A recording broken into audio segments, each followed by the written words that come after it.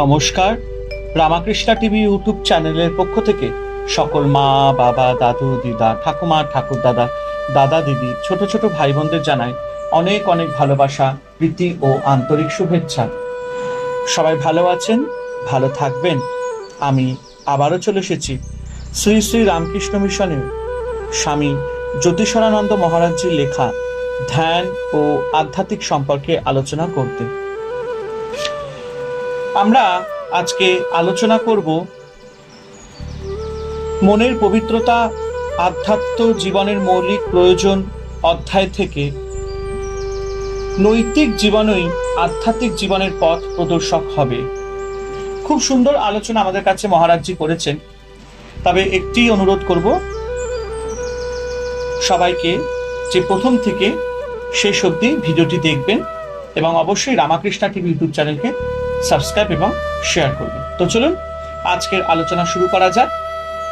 হিন্দু মতে প্রতিটি মানবের দেহমন যুক্ত ব্যক্তিত্ব ও জীবন ৩ গুণের দ্বারা শাসিত হয়। তারা সর্বদা একত্রে মিশে থাকে। এর মধ্যে তমস হল জড়তত্ত্ব, রজস হল গতিতত্ত্ব, সত্ত্ব হল জ্ঞান তত্ত্ব। মানুষের স্বভাব নির্ভর করে যে গুণ প্রবল হয় তার উপর। জীবনের মূল সমস্যা হলো আমাদের এই ৩ গুণের মধ্যে সামঞ্জস্য বিহিত করা। গুণগুলি গুণগুলি মই এর মতো, মানে সিঁড়ির মতো। যে মই আমরা যে ব্যবহার করি, মহারাজ যেখানে সেই কাঠের সিঁড়ি, যে কাঠের মইগুলো হয়, সেগুলি বলছে যে গুণগুলি মইয়ের মতো ছাদে পৌঁছে দেয়। অলস ব্যক্তিকে উঠে পড়ে কাজে লাগাতে হবে। কর্মঠ ব্যক্তিকে পবিত্র হতে হবে। যখন সত্যের প্রাধান্য হয়, মানুষের মন পবিত্র ও স্বচ্ছ হয়।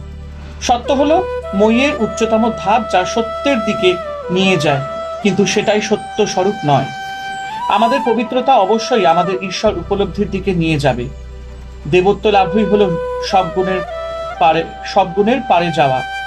শ্রীরামকৃষ্ণের একটি গল্পে গুণগুলিকে ৩ ডাকাতের সঙ্গে তুলনা করা হয়েছে। একজন ধনী বনপথ দিয়ে যাচ্ছিল। এমন সময় ৩ জন ডাকাত এসে তাকে ঘিরে ফেলল ও তার সর্বস্ব হরণ করল। সব কেড়ে করে নিয়ে একজন ডাকাত বললে, আর একে রেখে কি হবে, একে মেরে ফেলো। এই বলে তাকে কাটতে এলো।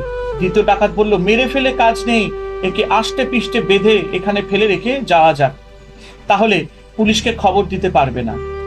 এই বলে ওকে বেঁধে রেখে ডাকাতরা চলে গেল। খানিকক্ষণ পর তৃতীয় ডাকাতটি ফিরে এলো। এসে বললে, আহা, তোমার বড় লেগেছে না? আমি তোমার বন্ধন খুলে দিচ্ছি। বন্ধন খুলবার পর লোকটিকে সঙ্গে করে নিয়ে ডাকাত পথ দেখিয়ে দেখিয়ে চলতে লাগলো। সরকারি রাস্তার কাছে এসে বললে, এই পথ ধরে যাও, এখন তুমি অনায়াসে নিজের বাড়িতে যেতে পারবে। লোকটি বললে, সে কি মশাই, আপনিও চলুন, আপনি আমার কত বড় উপকার করলেন। আমার বাড়িতে গেলে আমরা কত আনন্দিত হব। ডাকাতটি বললে, না, আমার ওখানে যাবার জো নেই, পুলিশ ধরবে। এই বলে সে পথ দেখিয়ে চলে গেল। প্রথম ডাকাতটি তমগুণ, যে বলেছিল, একে রেখে আর কি হবে, মেরে ফেলো। তমগুণে বিনাশ হয়। দ্বিতীয় ডাকাতটি রজগুণ। রজগুণে মানুষ সংসারে বদ্ধ হয়, নানা কাজে জড়ায়।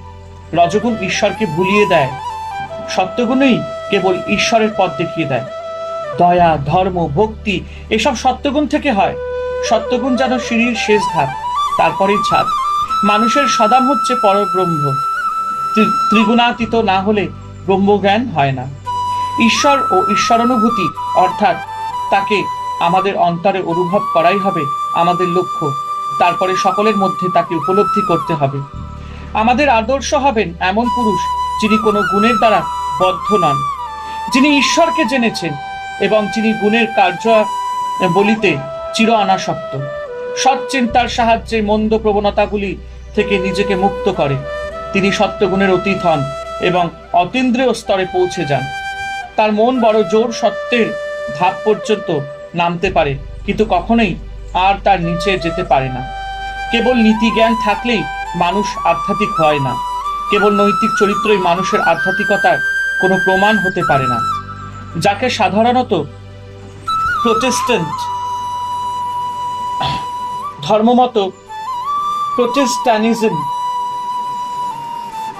বলে, তাতে নৈতিক তাকে নৈতিকতা মাফ করবেন, একদম মাফ করবেন, আমার কথাটা জড়িয়ে গেছে। তাতে নৈতিকতাকে জীবনের শ্রেষ্ঠ লক্ষ্য বলে ধরাটাই খুব বড় ভুল হয়েছিল। নীতিকথার প্রয়োজন আছে এবং সম্পূর্ণ নৈতিক জীবনযাপন না করলে কোনো আধ্যাত্মিকতা হতে পারে না। কিন্তু কেবল নৈতিকতা থাকলেই আধ্যাত্মিকতার উপর দাবি জন্মায় না। আধ্যাত্মিকতা নৈতিক স্তরেরও অনেক ওপরে।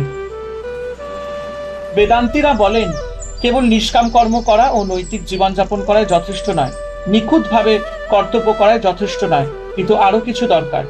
তোমাকে অবশ্যই শ্রেষ্ঠ দিব্য জ্ঞান লাভ করতে হবে এবং সেই উপায় তোমাকে নিজেকেই সর্বোচ্চ লক্ষ্যে উপনীত হতে হবে। নিষ্কাম কর্ম নৈতিক অনুশীলনগুলি মন বুদ্ধির প্রয়োজনীয় শুদ্ধিকরণের উপায় ও ধাপ মাত্র। এছাড়া শ্রেষ্ঠ জ্ঞান কেউই লাভ করতে পারে না। চরম লক্ষ্যটি কিন্তু পরম চৈতন্য ও আনন্দ লাভ করা। এই চৈতন্য ও আনন্দ সদা আমাদের অন্তরে বিদ্যমান, সেগুলি আমাদের প্রকৃত সত্তা। কেবল তারা মনের ময়লা দিয়ে ঢাকা পড়ে আছে। ময়লাগুলি সরিয়ে ফেললেই সত্য আত্মা বিভাসিত হয়ে উঠবে। ময়লা বলতে কেবল অসঙ্গত আবেগ ও মন্দ চিন্তা নয়, এমনকি তথাকথিত সঙ্গত আবেগ ও চিন্তাগুলি ধ্যানের ও আত্ম উপলব্ধির পক্ষে বাধাস্বরূপ, তাদেরও ময়লা বলেই ধরতে হবে। নৈতিক জীবনের পক্ষে মন্দ চিন্তা ও মনের উপর মন্দ প্রক্ষেপগুলির বিনাশ অথবা উদ্গতি একান্ত প্রয়োজন। মনের আবেগগুলি জীবকে মানসিক ও দৈহিক স্তরে আবদ্ধ রাখে। আধ্যাত্মিক জীবনের অর্থই হলো এই দুইজনই পারে যাওয়া।